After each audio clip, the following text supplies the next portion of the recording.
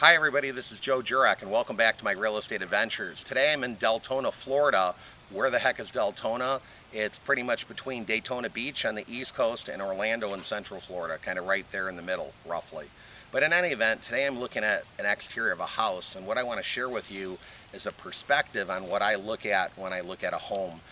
It's funny, so many homes that I look at are on corner lots, and I know a lot of people like corner lots because they feel they're open, they're airy, they get light in through windows and things of that nature. But with me, a lot of times I don't like corner lots. Let me tell you why I don't like corner lots. I don't like them because a lot of the yard is usually in the front or the side.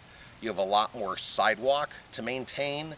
You have a lot more landscaping with the grass and things of that nature. And people tend to throw junk out their window, or you get trash sometimes that accumulates on a corner. So there are trade-offs. I guess there's positive and negative. So with this particular house, part of the negative is it's a corner, but others may view it as a positive. So it depends on your point of view, I guess. But in any event, as I look at the house, the landscaping isn't very good. The exterior of the house, the paint job isn't very good. The landscaping, even the grass, is a lot of crabgrass and weed grass, so it needs to probably be treated. You know, we could bring it back green, we could put in some more plants, things of that nature. When I look at the roof on the house, you can see that it's curling, okay, right in the corners. And as I walk through over here, I'll just point out, it's curling there and coming up.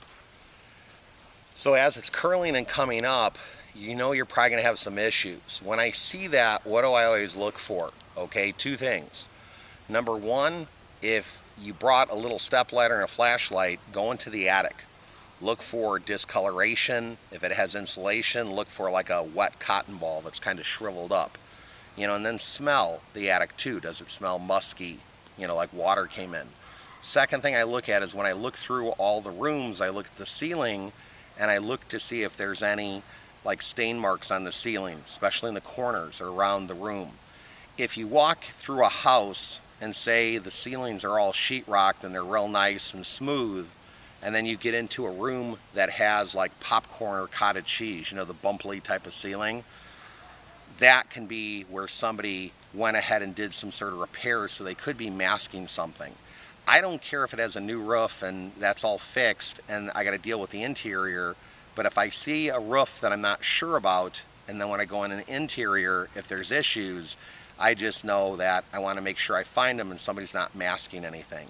The other thing I kind of wanted to show you too, if we can kind of walk this way, is the driveway. What drives me crazy is anytime you have concrete or sidewalks or driveways, if they're crumpled, yeah, you could put a new driveway in, but nobody's going to appreciate the new driveway. They're going to rather have a refrigerator that makes crushed ice and water and it's a double door, stainless steel, that sort of thing.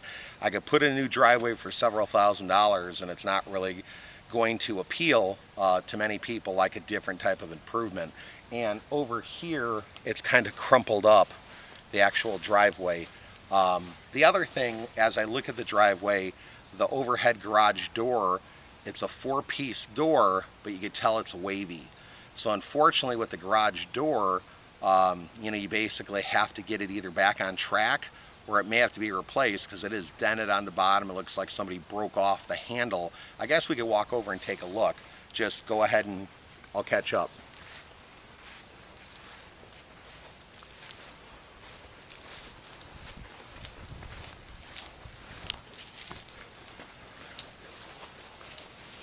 So as we come over here, what I was going to point out, it's off track right here. And then when you look at it from the side, see how my fingers can barely go in, but here they all go in. It's like it's popping in. And somebody looks like they hit it towards the bottom and this is kind of jazzed up. So you think, well, what's the big deal about a garage door? If I have to fix it, could be several hundred. If I have to replace it, could be over $1,000. So what I'm trying to tell you is every little thing adds up. From the landscaping to the roof, to the sidewalk, to the garage door, to the painting. Now I'm not going to go in the backyard, but what I'm going to tell you about the backyard is this. It's all wide open. And as I walk around and look, the neighbors all have fences up. So once again, if I put this on the market, somebody's going to want to have a fence if they have a dog or children, what have you. because most of the other houses in the neighborhood all have fences. So when you look at a fence, it's nice to have, but yet another expense that might be several $1,000s that people want, but they're not going to get warm and fuzzy, where they're going to go ahead and pay you substantially more for the property. So I hope I've given you some tips today looking at the exterior of a home. I hope you've learned a few things. Hope to go through a lot more homes, share some insight with you. The biggest thing is that I want to tell you out there is you got to know what the repair costs are going to be in order to know what to offer for a property. If you go too high on repairs, okay, your offer is going to be too low. If you go way too low on repairs, your offer will be too high.